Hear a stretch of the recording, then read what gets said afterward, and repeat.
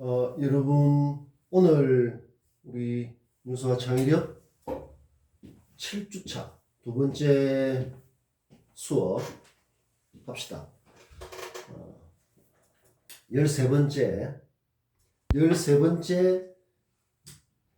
그냥 시간이 아니라 성장의 성장의 마디를 올리는 그런 시간이다.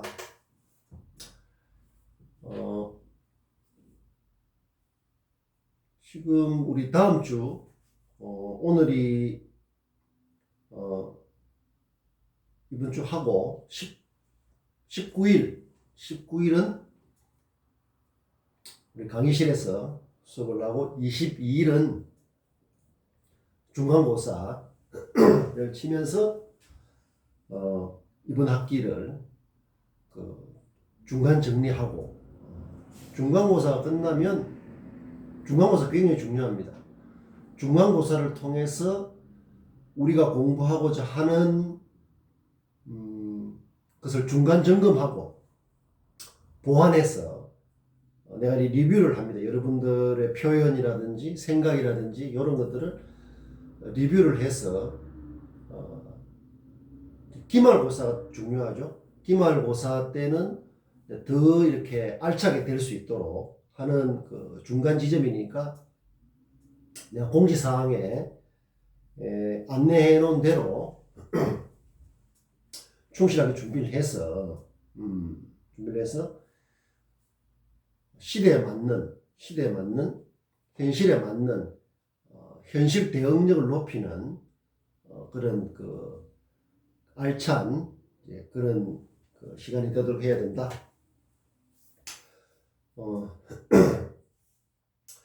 여러분 최근에 서울하고 부산에서 그 단체장을 선출하는 선거가 있었습니다. 선거. 이 중에서도 우리 그 유권자가 있을 수 있는데 이번 선거 이후에 여러 가지 이제 뭐 분석이랄까 그 선거를 리뷰하는 거죠. 돌아보면서 하는데 이 선거라는 것은 민주주의 민주사회에서 선거는 굉장히 중요합니다. 선거를 통해서 그 사회의 문제 또 어떤 방향 부족한 것 이런 것들을 종합적으로 그 선거를 통해서 많이 드러나고 하기 때문에 완벽하지는 않지만 선거가 갖고 있는 사회적 의미가 매우 크다. 그 중에 특징적인 것 중에 그게 있었습니다. 20대 여러분 같은 20대의 어떤 그 변화에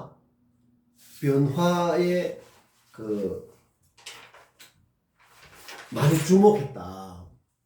20대 우리가 이제 10대, 20대, 뭐 30대, 40대, 70대부터 10을 끊어서 세대를 하지 않습니까? 40대, 50대, 60대, 뭐 80대 하는데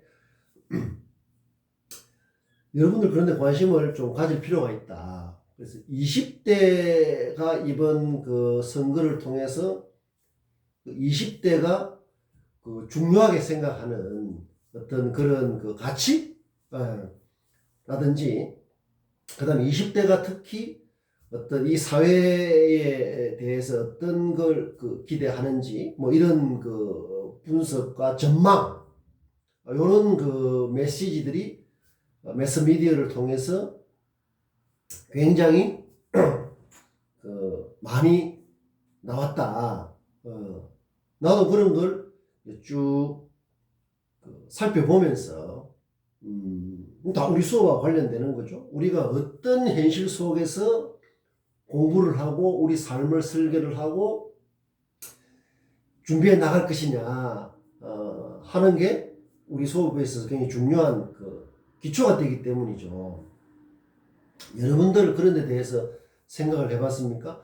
나는 거기에 대해서 분석과 전망, 평가 이런 이야기들을 쭉 들으면서 나는 이런 생각을 했습니다. 그래서 어, 그 한 사회를 전체적으로 또 지탱한다 할까요? 그런 여러 가지 그 프레임이라는 게 있습니다. 틀이죠, 틀. 프레임. 근데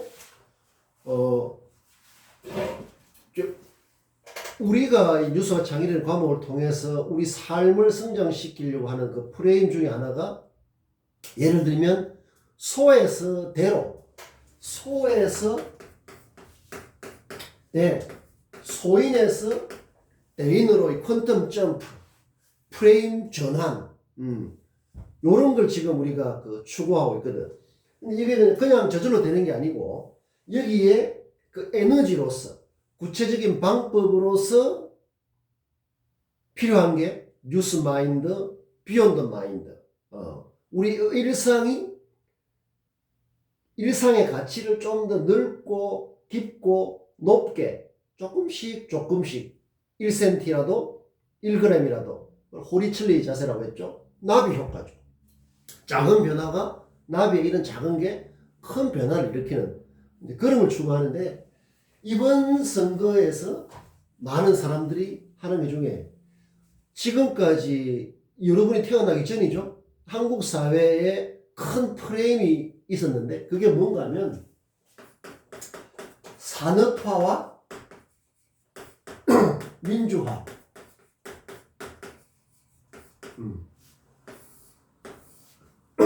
이 두 프레임이 있었는 거예요.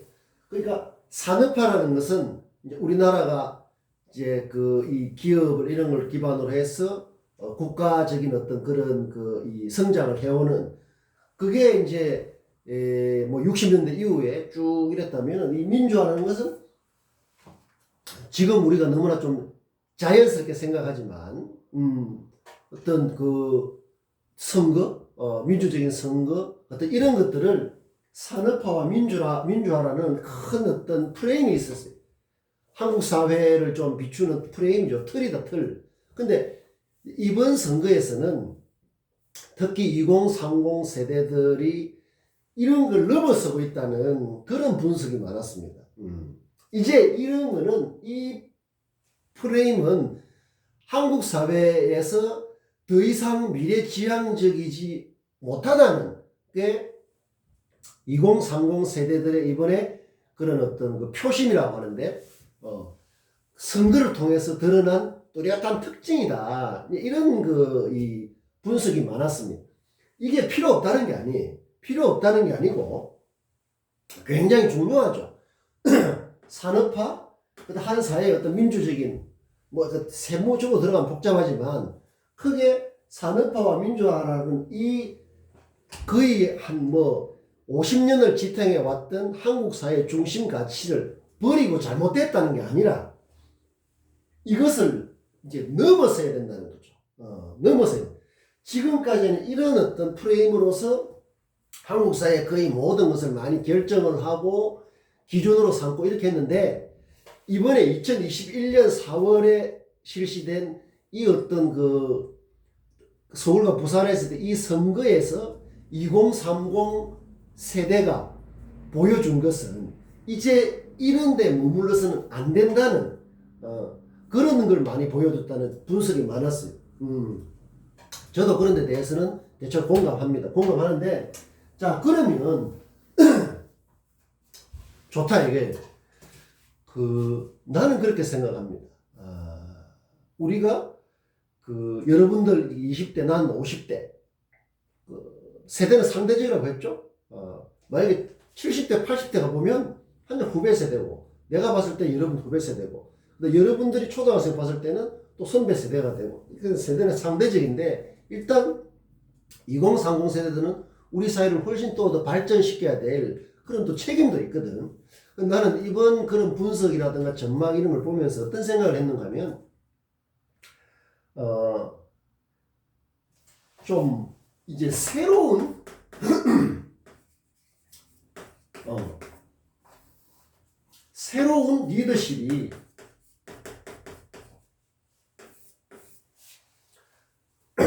새로운 리더십이 한국 사회에 필요하다.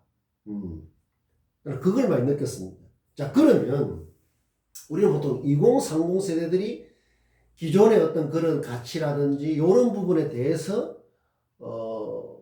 부정을 하고 또 새로운 기대를 하고 하는 건 좋다 이거예요. 자, 그러면은 한 집안, 한 집안, 그게 한 국가든 뭐 인류 전체든 일단은 한국 사회의 한정을 볼 때 집안이 잘 되려고 하면 내가 지난 시간에 뭐 계속 그걸 하고 있죠. 어떤 모난일, 생일과 모난일, 요런 거, 그 다음 꼰대와 고리사금, 요런 걸 했죠.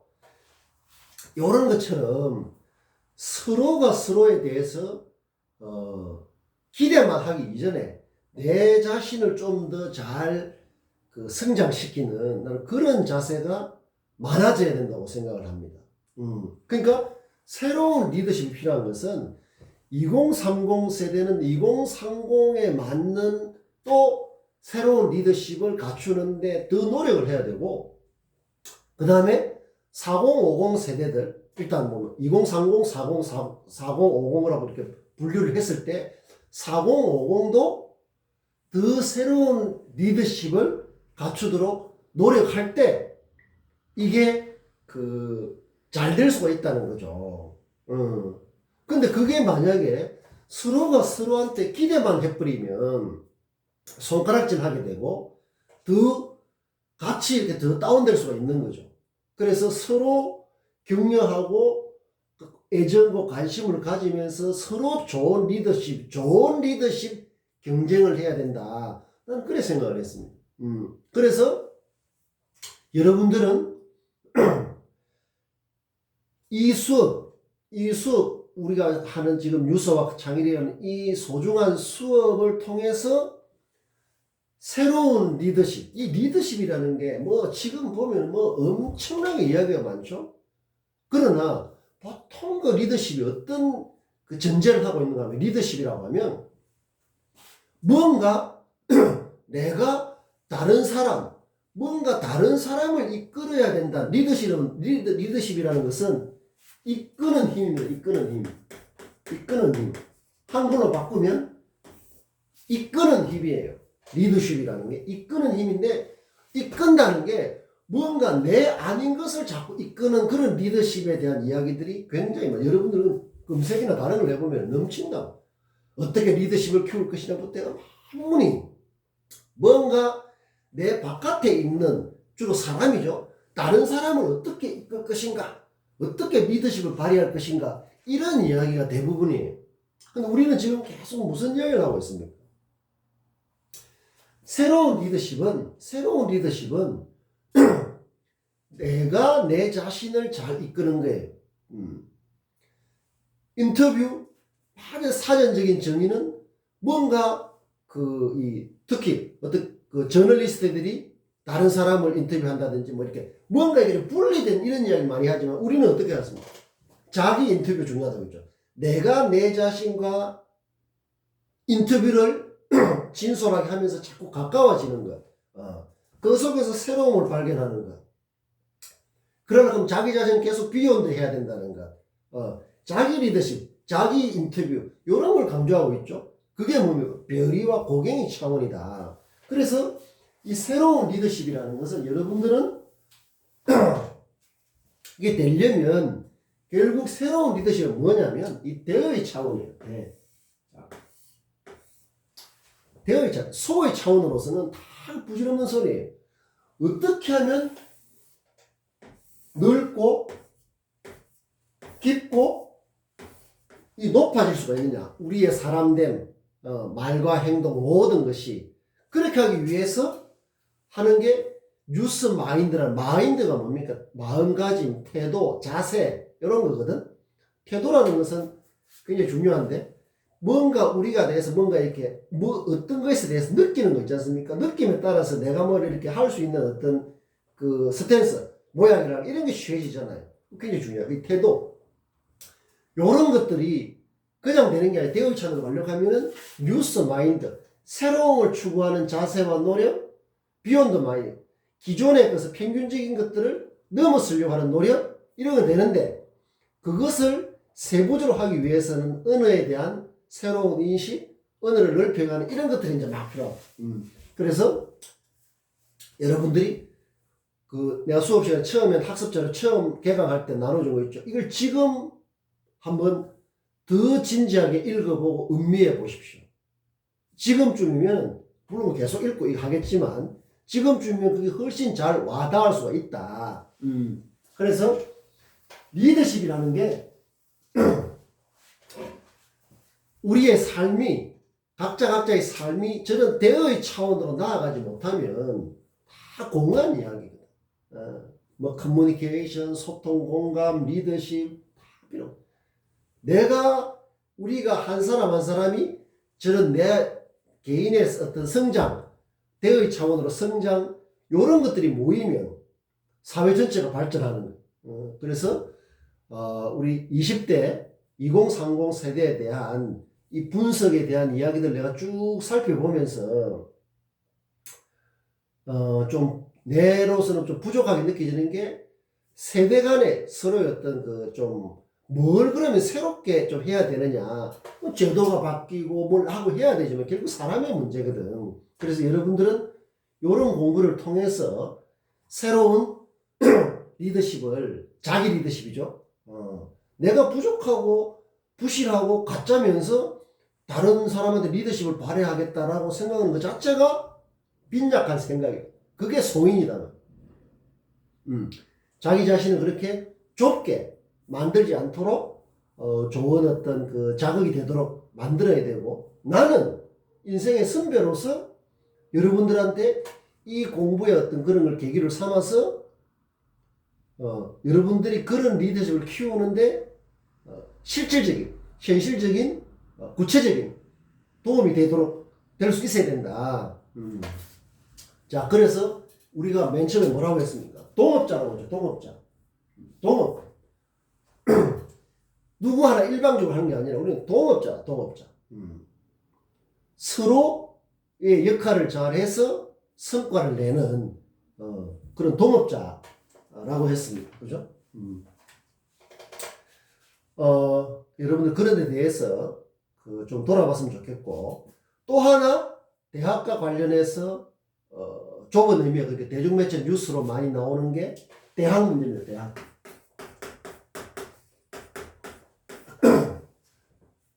학생이 인구가 줄고 뭐 이렇게 하면 앞으로 머지않아서 대학에 뭐 상당수가 없어질 것이다. 뭐 대학이 뭐 어쩌고 저쩌고 이런 뭐 분석과 전망도 많아요.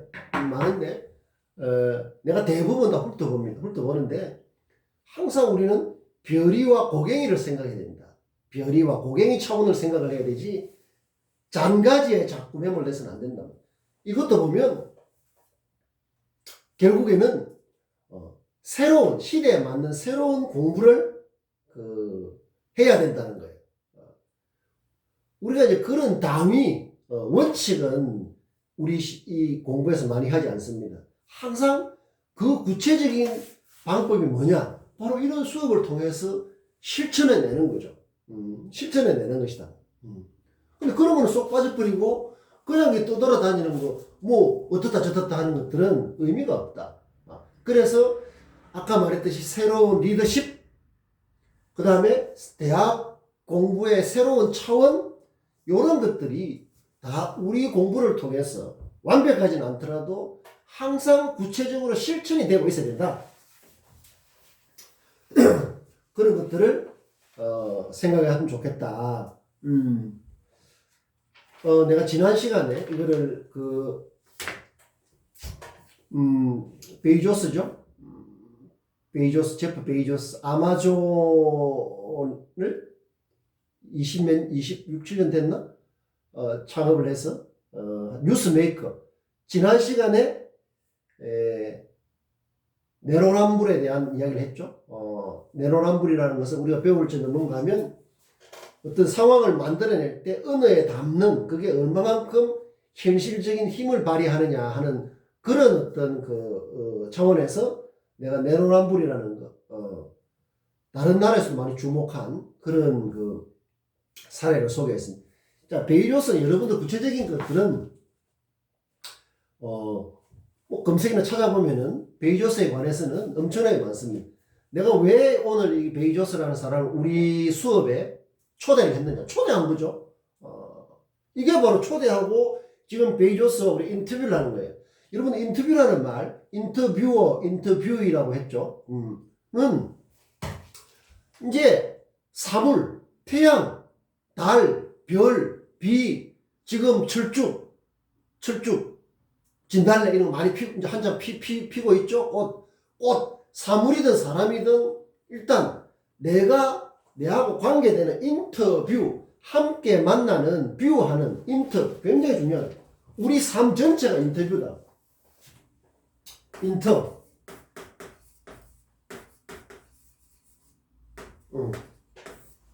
함께 만난다는 거.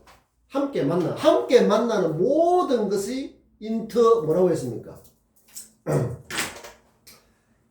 뷰어, 뷰이.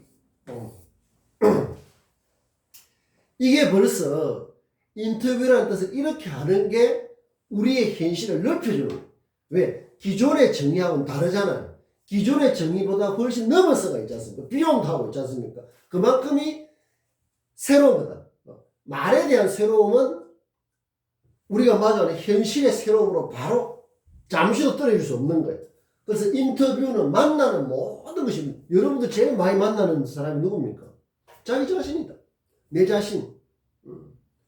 내 자신과는 어떻습니까? 잠시도 떨어질 수 없는 거죠. 그래서 내가 인터뷰어가 되고 내가 인터뷰어가 되는 연습을 많이 해야 된다. 이 베이조스하고 지금 인터뷰를 하는데 우리가 이 사람에 대해서 그 이야기가 많죠. 베이조스가 어떻게 창업을 했고 이렇게 어떻게 태어났어. 아마 베이조스는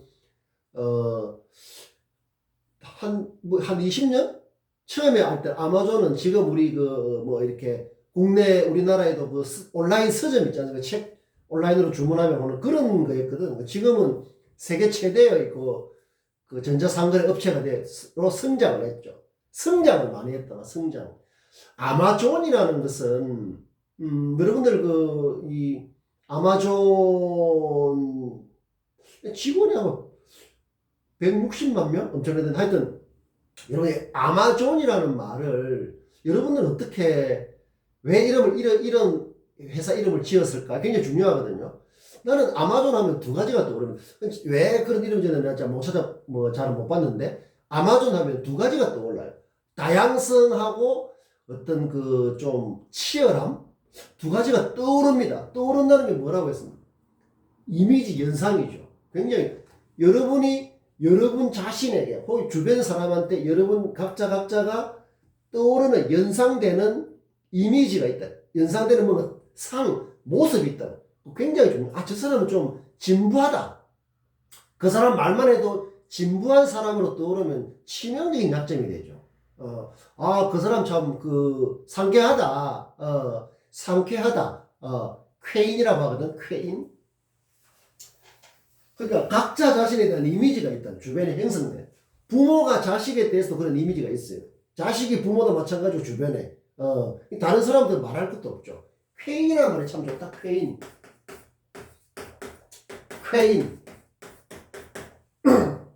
쾌활한 사람, 상쾌한 사람으로 이미지가 있으면 그 사람하고 결국 호감과 매력이 있다는 거죠.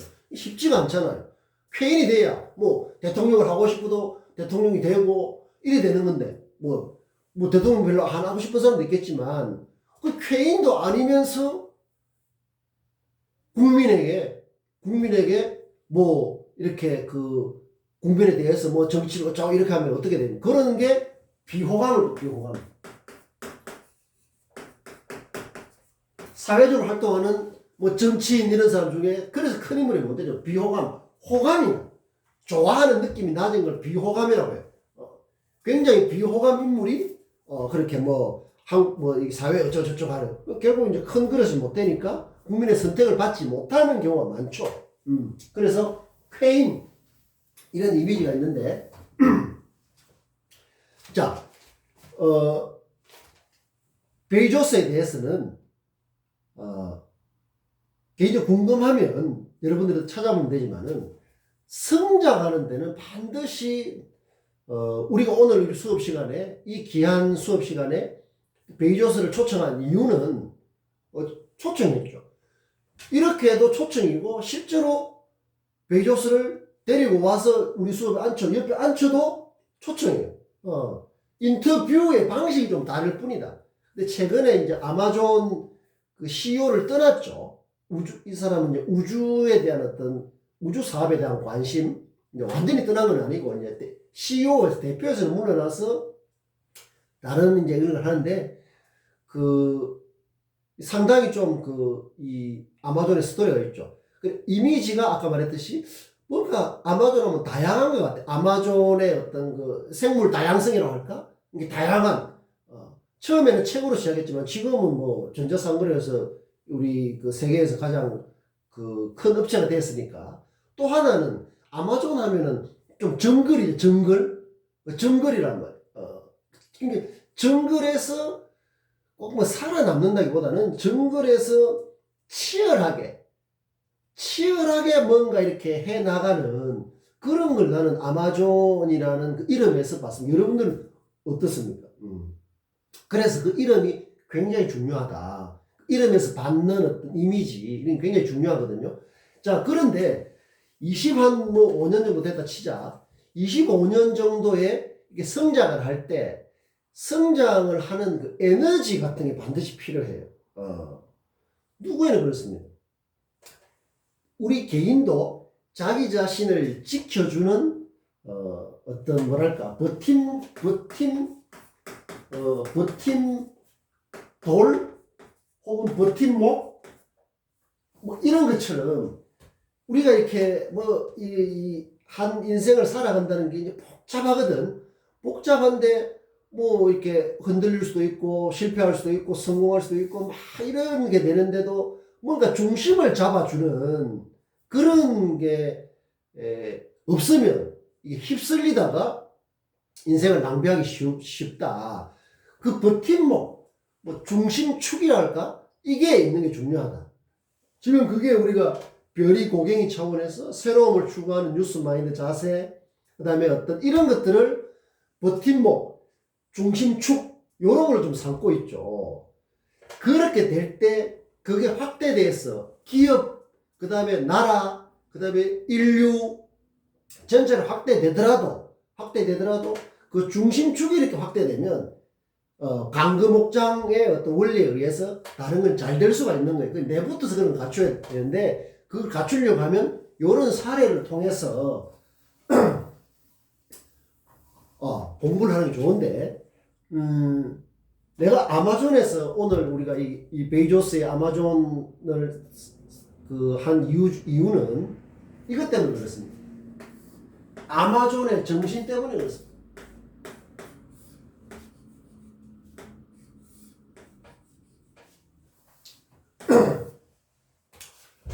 매우 좋다. 매우 좋다. 아마존의 정신은 데이원입니다. 데이원. 아마 베이조스는 창업 당시 책을 좋아해서 이제 책 온라인을 이렇게 했다고 되어 있는데, 어쨌든 그런데 이 데이원이라는 것은 우리가 지금 공부하는 뉴스와 창의라는 공부의 컨셉하고 연결됩니다. 데이원. 아마존의 정신이 데이원이라는 거죠. 저런 개인도 그렇고 기업도 그렇고 저런 게 있어야 돼요. 데이원은 첫날이라는 뜻이에요. 첫날. 하루하루가 그 첫날, 창업의 첫날, 그 다음에 처음 단단히 마음먹은 초심, 이런 걸 상징하는 게 데이원이에요. 아마존 본사 건물에도 데이원이 표시가 있다고 하죠. 데이원. 이게 좋다. 나는 우리가 저는 여러분들 학습 자료에 올려놨지만은 일상의 의미를 새롭게 했죠. 사전적 정의는 뭡니까? 날마다 반복되는 하루하루 이렇게 해놨습니다. 날마다 반복되는 하루하루. 근데 나는 우리 수업을 통해서 일상의 의미를 그렇게 해석하지 않죠. 그렇게 해석하지 않는다는 말은 그렇게 의미를 부여하지 않는다는 말. 현실이 뭡니까? 현실은 다를 수가 없어요.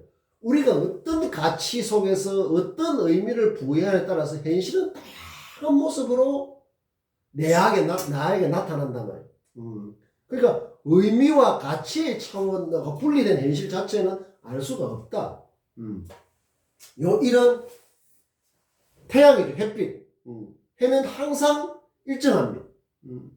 그렇잖아요. 태양이 오늘 떴다가 내일 안 뜨고 이러면 이 지구 자체가 뭐 유지가 안 되잖아. 일정해야 된다. 한결같음이라. 한결같음. 그렇죠? 태양이 없으면 어떻게 됩니까? 지구는 순식간에 그냥 완전 뭐 이렇게 뭐 영하 500도 돌덩어리인가? 안 되지 않습니까? 태양에서. 그래서 그런 한결같음이고, 상이라는 것은 반복적이라는 뜻이 아니에요. 당당하다, 떳떳하다 이런 뜻이에요. 그래서 일상이라는 것은 원래 글자 그대로 하면 태양이 보여주는 당당하고 한결같은 떳떳함이에요. 이제 해를 보는 관점을 바꿔야 됩니다. 근데 오늘 해가 떴다가 아니라 해를 통해서 해는 굉장히 상징적 의미가 강하죠. 한결같은 당당함을 갖는 거예요. 해를 볼 때도 당당. 그렇게 되면 우리 일상이라는 게, 오늘 해가 떴으니까 하루가 그냥 또 반복적으로, 이게 아니다. 이게 아마존의 정신인 데이원하고 연결될 수가 있다. 그래서 여러분들 이 데이원이라는 이 아마존의 정신, 요런 것들이 그게 계속 흐르고 있어야, 그런 정신, 태도, 요런 게 흐르고 있을 때, 이런 어떤 큰 회사도, 기업도, 크고 작은 어떤 흔들림이랑 이런 걸 이겨내면서 이끌어 나갈 수 있는 그게 되잖아요. 우리도 마찬가지다. 우리의 내면에 뭔가 깊이 흐르고 있는 어떤 그런 게 있다. 나는 그것을 내면력이라고 부르고자 합니다. 사전에는 없는 말이에요. 근데 만들면 되죠, 이런 거는. 내면에다가 력자를 더한 거니까. 내면.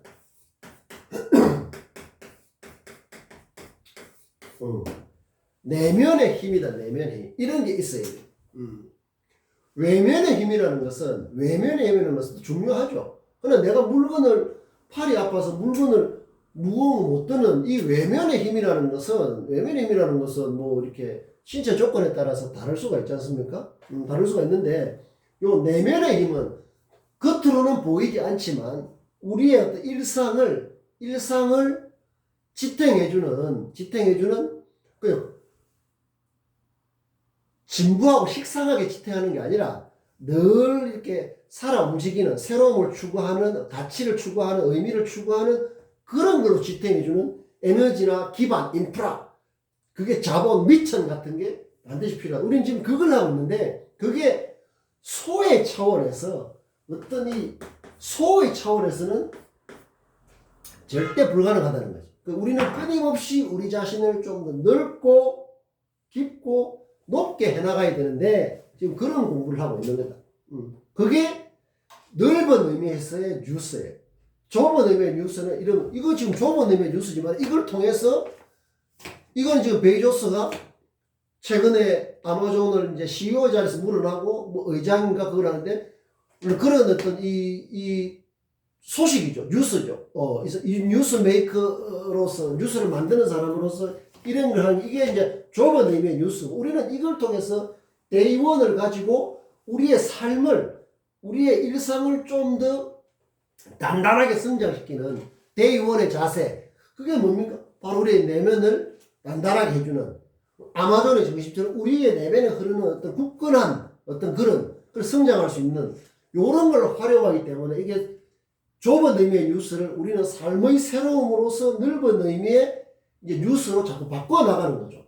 그렇게 해서 우리는 소의 차원에 머물지 않고 자꾸 대어의 차원으로 넘어가는데,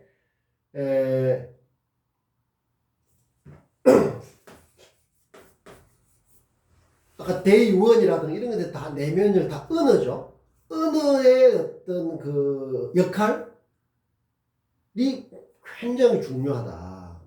그러니까 내가 쓰는 아는 언어의 세계가 좁으면 내 삶이 좁아져 버린다. 그래서 그걸 여러분 대번 느낄 수가 있죠. 생일과 모난일, 예를 들면 생일과 모난일. 그러니까 그러면은 생일의 의미가 2배로 늘어나기 때문에 그만큼 현실이 넓어진다고요. 현실이 넓어진다는 것은 내가 마주하는 현실이 넓어지는 내 삶의 폭이 넓어지는 것과 똑같은 거죠. 좁아가지고는 아무것도 안 돼. 그래서 이 언어가 굉장히 중요한데 그 언어를 예를 든 게 지난 시간에 내로남불을 들었죠. 근데 또 얼마나 중요한가 하면 예를 하나 더 들어보겠습니다. 여러분들 나중에 한번 뭐 검색을 해보면 좋겠습니다.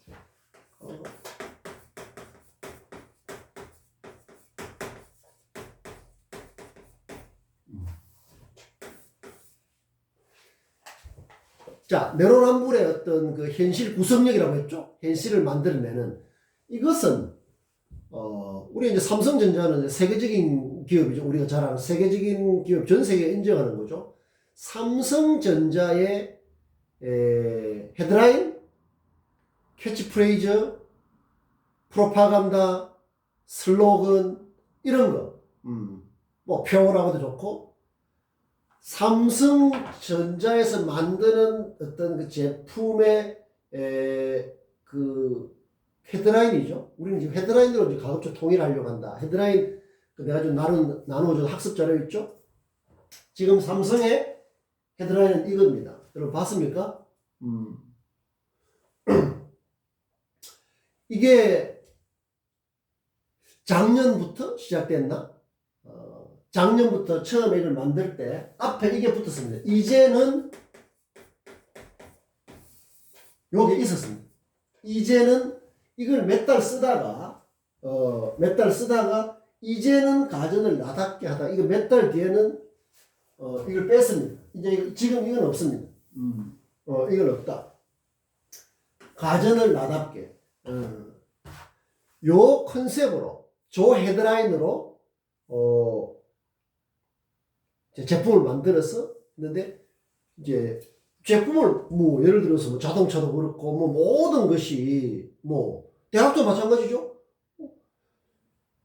초중고등학교는 그거는 공공교육이기 때문에 의무적인 그런 게 있지만 대학은 사실은 그런 게 아니에요. 뭐 가도 되고 안 가도 되고 그런 거라고. 근데 대학이 됐는데 예를 들면 학생이 없으면 대학을 유지를 못하고 문 닫는 거죠. 기업에서 제품을 만들었는데 제품을 소비자가 아무도 안 사면 그 회사는 유지를 못하는 거 아닙니까? 자동차 아무리 자동차를 뭐 만들고 뭐 이렇게 첨단 제품 만들고 이렇게 뭐 자동차 한다 해도 그 자동차를 아무도 안 탈면은 그 자동차 기업 유지가 못하는 거죠. 국가도 마찬가지단 말이에요. 그 국민이 어떤 그 정부라든가 이런 데 대해서 서로 일 안 하면 뭐 이게 뭐 국가라는 걸 유지를 못하는 거죠. 그런 거란 말이에요. 아무리 이렇게 만들어도 많은 사람들이 호응을 하고 그렇게 또 만들고 또 사람들이 그거에 대해 소비를 하고 또 거기 다시 돌아가서 또 그 새로운 어떤 투자를 하고 그럼으로써 또 대학에서 이렇게 또 배출되는 인력이 또 거기가 이걸 유기라고 하거든.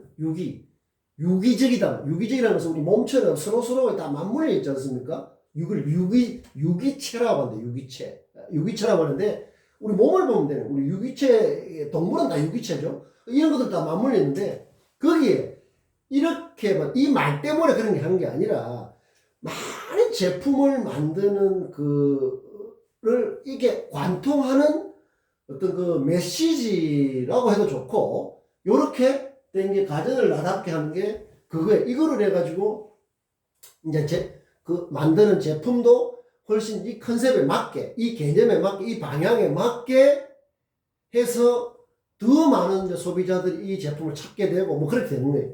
가전을 나답게인데 굉장히 중요하죠. 이 뒤에 보면 여러분들이 참 수업 끝나고 한번 보면은 가전을 나답게 이런 말은 여기에 많은 뜻이 들어있죠. 내로남불처럼 짧은 글이지만 이제 가전이라는 게 뭡니까? 가전. 텔레비전, 냉장고, 뭐 공기청정기, 식기, 세척기 뭐 이런 가정에서 쓰는 전자제품을 이제 가전이라고 하거든. 오래전에는 이 백색 가전이라고 했어요. 백색 가전. 흰색이잖아요. 그냥 가전이라 안 하고 백색 가전이라고 많이 이야기했어요. 왜냐면 그냥 이렇게 집에서 쓰는 가정에서 쓰는 이 전기 제품은 흰색이 많았거든. 흰색. 그게 백색 가전을 했던. 흰색이 많아. 냉장고가 하얀 게 많죠. 지금은 백색 가전이라는 말을 완전히 안 쓰죠. 근데 이게 나답게라는 이게 중요합니다. 나답게. 이것을 영어로 하면 비스포크예요. 비스포크. 이거 찾아보면 그런 뜻이죠. 주문에 의한 생산, 주문에 의한 생산.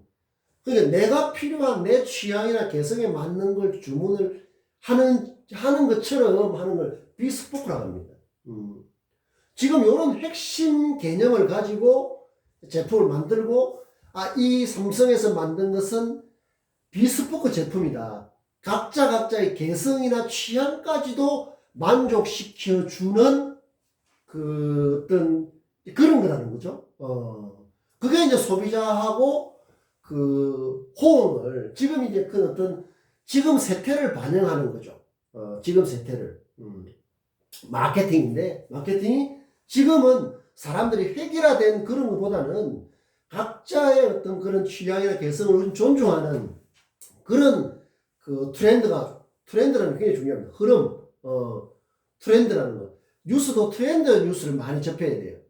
소모적인, 그냥 이례적이고 단편적이기보다는 트렌드. 지금 인구 변화가 어떻게 돼? 1인 가구 어떻고, 그 다음에 남녀 성비가 어떻게 굉장히 중요하거든요. 그런 거는 우리가 대중매체를 통하는 게 가장 정확하고 효과적인 거죠.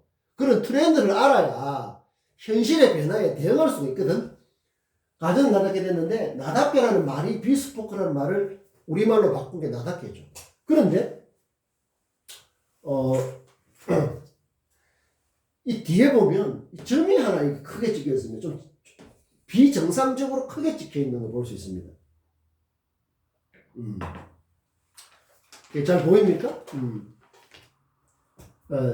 여기 보면 점이 찍혀 있다. 큰 점이 찍혀 있다. 이렇게 파랗게 이렇게. 이거는 이제 부두점이야. 왜냐면 사실 이거 점이 없어도 되거든. 가전을 나답게 하면 점은 없어도 된다. 없어야 되는데 이게 점이 큰 게 찍혀 있어요. 여러분들 예서로 볼 수도 있는데 지금 보면은 이게 뭔가 하면 이 삼성의 의지를 보여주는 거예요.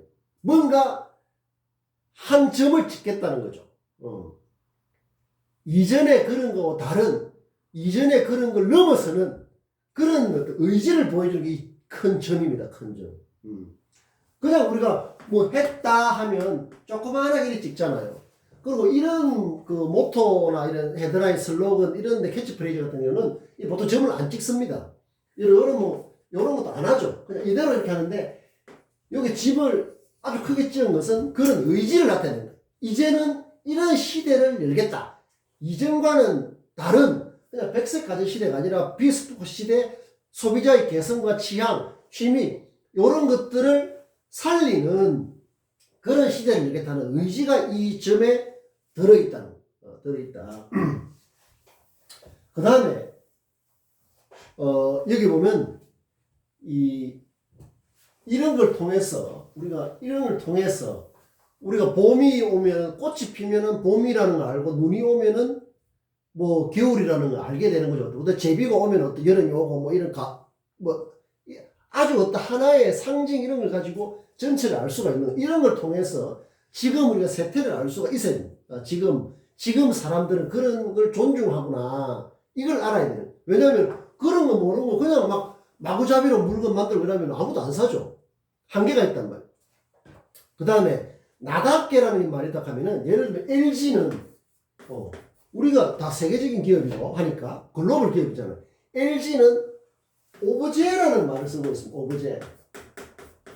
여기 해놨죠? 여러분들, 이래놨습니다. 여러분들 이런 걸 이런데 민감해야 된다. 뉴스마인드 연습 노트 요런 걸 통해서 내 자신과 인터뷰하는 거 요런 것도 하고 하지만 또 뉴스를 접하면서 트렌드 뉴스 그 다음에 어떤 사회적 관심 뭐 이런 것들을 이렇게 적고 좋은 헤드라인 같은 것도 적어보고 요런 걸 또 이런 게 있어야 된다. 내 자신의 콘텐츠가 있어야 된다. 요런 걸 통해서 내가 하는 공부 이런 게 막연하지 않도록. 사실 지금 같은 세상에서 여러분들 지금 대학에서 교양 과목 이런 걸 하면 뭐 몇 학점입니까? 뭐 20학점, 30학점 졸업할 때까지 내부적인 이야기고 전 세계가 똑같죠. 그렇다고 해서 예를 들면 사회에서 교양으로 뭐 이래 보니까 졸업장 보니까 교양으로 몇 학점에서 교양인데 이렇게 생각하는 사람 아무도 없단 말이에요. 그냥 내부에 사는 거고 그러고 이미 다른 방식으로 얼마든지 얻을 수 있는 것들을 공부한다면서 하는 것은 인정을 받을 수가 없는 거예요. 그렇기 위해서는 우리가 하는 게 대의 차원으로 가는 큰 길로 나아가는 그렇게 하기 위해서 요런 거, 그 다음 나의 심성의 문제 요런 것들에 대해서 아주 우리가 하나씩 바꾸는 여러분들 글씨도 그렇지만 그림그리도 이제 새로운 거의 차원에서 봐. 여러분들 그림그리라는 게 좀 더 설명하고 그림그리는 걸 발시라고 해요. 발시. 우리가 이제 솜씨라는 말 있죠. 씨라는 게 굉장히 좋은 말이다. 솜씨, 말씨, 뭐 마음씨, 이 발씨는 뭔가 하면 걸어가는 모습이에요. 이제 여러분들 그림그리도 좋은 느낌을 줄 수 있도록 걸어갈 수 있어야 됩니다. 지금까지 그냥 되는 대로 걸었잖아요. 근데 내 그림그리가 너무 좀 뭐 촐랑촐랑 하는 게 아닌가. 어째 저 사람 그림그리가 좀 시원찮다. 뭐 이렇게. 그러니까 발씨까지도 이제 내 그림그리가 좀 더 차분하고 안 걸어갈 때 여러분 그렇게 될 때 뭔가 내 자신을 돌아보는 걸 구체적으로 할 수 있는 거죠. 나의 동작 하나 지금까지는 그냥 이렇게 와도 되는 대로 걸었는데 이제 아니에요. 내 글씨처럼 글씨도 그냥 리얼도 되는 대로 이렇게 하는 게 아니에요. 리얼도 정확하게 이렇게 쓰고 하는 것처럼 그냥 나는 리얼을 이렇게 쓰는데 이렇게 하면 안 돼. 자기 자신을 존중하는 자세가 아니에요. 자기 자신을 존중하려면 이런 것보다 내 몸에서 나오는 모든 것을 이제 좀 더 새로운 관점으로 볼 필요가 있다. 그래서 발시라는 것은 나의 그림그리도 좀 더 바르고 좀 더 멋있게 저 사람 그림그리고 참 멋있다. 그거보다는 저 그림그리 보니까 사람이 좀 가벼워 보인다. 어느 길을 선택하겠습니까? My life is my choice라고 했죠. 내가 어떤 선택을 하느냐. 이제 선택의 폭이 넓어지는 거예요. 가벼운 그림그리보다는 멋있는 저 사람 그림그리 좀 멋있다. 그럼 기대감을 주고 보기 좋은 게 훨씬 나아. 우리는 그걸 선택해야 된다. 자, 그런 거죠. 이 오브제라는 것은 일어났습니다. 공간 인테리어 가전이라고 했습니다. 옛날에 백색 가전이라는 것은 참으로 몸이 건조한 말이죠. 근데 공간 인테리어라는 말은 이제 가전의 범위가 단지 어떤 그냥 냉장고 같으면 음식이 상하지 않도록 넣어놓는 어떤 가전제품이잖아요. 냉장고 이제 가전 아니라도 이제 제품이 냉장고라는 것은 그냥 뭔가 상하지 않도록 해주는 그런 기능이 있는 거죠. 그러나 기능이라는 게 한 가지로 딱 정해진 게 아니에요. 기능은 여러 차원이 있다. 냉장고에 음식을 시원하게 해주는 그런 기능도 기능이지만 이 기능이라는 것은 심미적인 차원 또 사회적인 차원 이런 그 차원이 여러 가지가 있다. 또 문화에 따라서 생활 환경에 따라서 이 기능을 하나로 일률적으로 획일적으로 말하기 어려워요. 근데 지금까지는 기능이 아주 획일적으로 정해져 있습니다. 이거는 이거 이렇게. 그거는 그 시대에 적인 어떤 그게 있는 거죠. 지금 요렇게 아까 말했듯이 가전을 나답게 하는 것은 사회가 다양해졌다는 말은 사회를 이루는 사람의 각자의 그런 것들이 훨씬 다양해졌기 때문에 그게 대응하려고 하는 기업의 노력이다. 이 기능은 그러니까 획일적으로 말할 수 없다. 이전에는 획일적으로 말했죠. 그 기능. 우리는 좀 더 유연하고 개방적이고, 즉, 대의 차원으로 가면 갈수록 더 눈이 넓어져야 된다. 그래서 오브제, 오브제라는 것은 이 기능이 이 오브제라는 말은 뭡니까? 미술 용어죠, 미술 용어. LG전자는 삼성전자는 이제 가전을 나답게 하면은 LG전자는 오브제예요, 오브제. 오브제라는 것은 그거죠. 원래 그 이렇게 이게 오브제라고 할 수 있는 겁니다. 이게 원래 용도는 이게 대나무잖아요. 그러나 우리는 어떻습니까? 성장의 마디를 가고 있는 어떤 그런 걸로 이걸 쓰고 있지 않습니까? 그래서 이 오브제라는 것은 뭔가 이렇게 기존에 이런 어떤 뭐 우리 일상의 모든 사물, 자연에 있는 모든 사물이 원래 그 역할이 있잖아요. 대나무를 잘라가지고 뭐 이렇게 울타리를 만들기도 하고 이렇게 있는데 거기서 좀 더 넘어서는 그게 중요해요. 좀 다른 느낌을 주는 어떤 그런 어떤 걸로 이렇게 그러니까 이 의미가 확장되는 그런 거죠. 이건 지금 단순한 대나무가 아니거든. 이 대나무는 우리의 삶을 섞이는 성장의 마디로서 지금 이렇게 함으로써 이게 오브제가 되는 거예요. 여기서는 이제 기능이 오브제라는 것은 이제 공간 인테리어 기능을 한다는 거죠. 장식. 그냥 아무데나 처박아 놓고 그냥 이렇게 냉장고 문 열고 그냥 문 닫이 이런 게 아니라 그게 생활 공간과 어울리는 인테리어 역할도 해주는 그러면서 이 기능이 확대된 거죠. 그것은 의미가 확대된 거다. 이런 노력들은 뭔가 하면 시대를 반영하기도 하고 또 새로운 전에는 내가 그런 생각이 별로 없었는데 이런 걸 통해서 새로운 수요가 만들어지고 그게 쌍방적이라는 거예요. 그런 지금 시대의 사람들이 그런 게 강하니까 기업이 반영하는 측면도 있고 그래서 기업에서 뭐 물건을 만들 때 요렇게 했을 경우에 새로운 수요를 만들 수 있겠다. 요런 게 서로 맞물려 있는 거지. 어느 하나가 일방적으로 막 이렇게 한 건 아니다.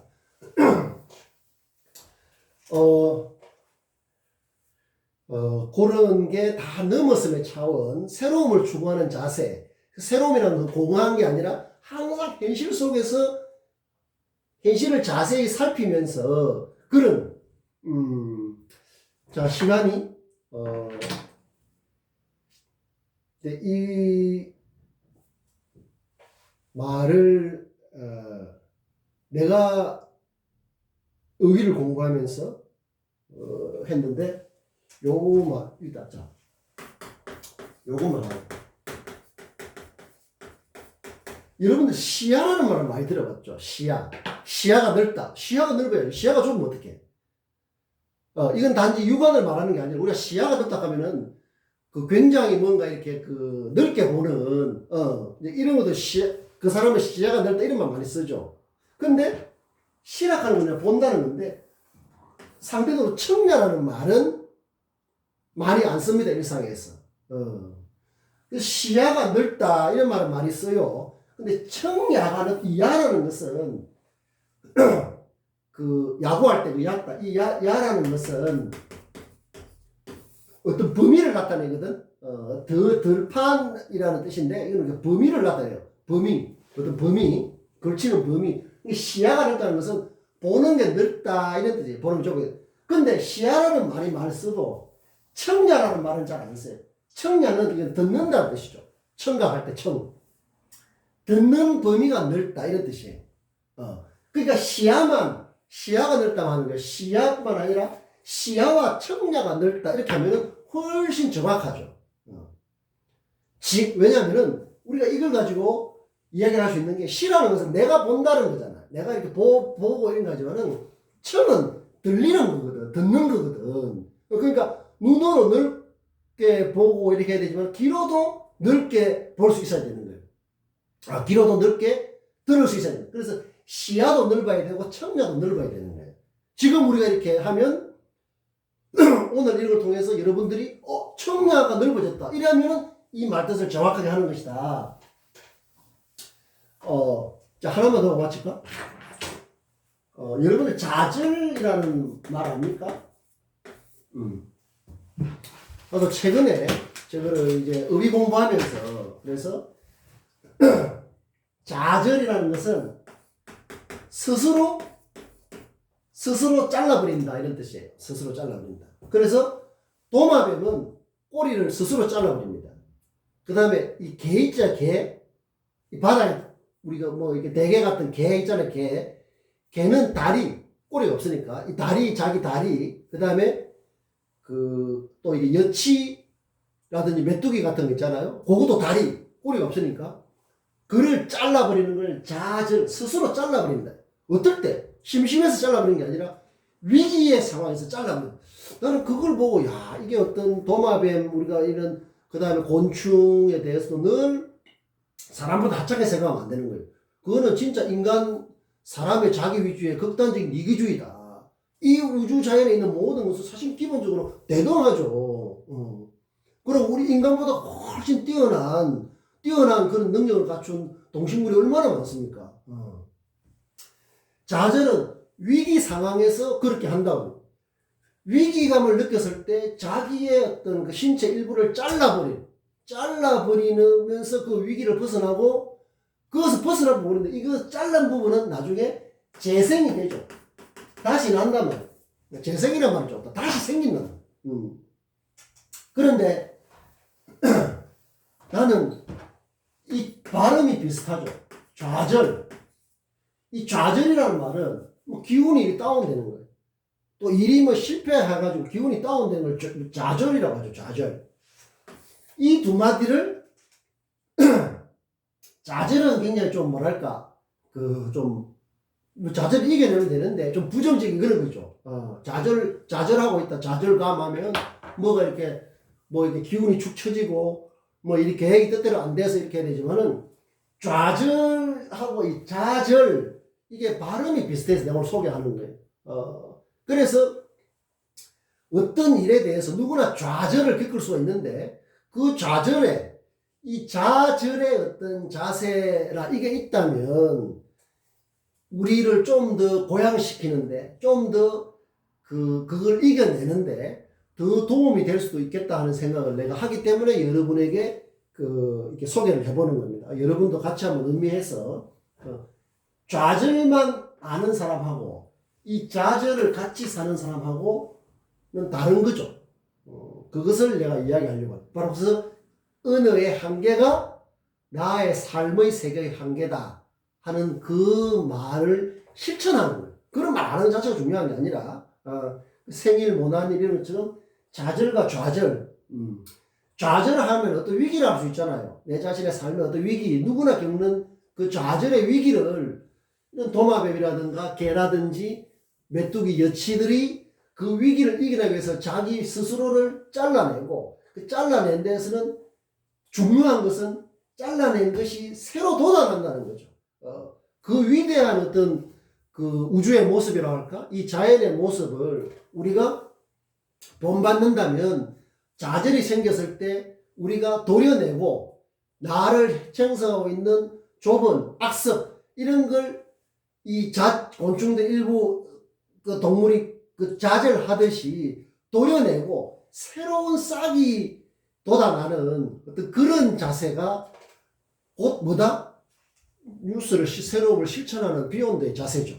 자, 거기까지 하고 오늘 수업 여기까지 하고 다음에는 우리가 이제 강의실에서 만나서 하고 중간고사 준비하면서 우리 이번 학기에 이제 이 반환점을 도는 그렇게 하도록 합시다. 오늘 일단 여기까지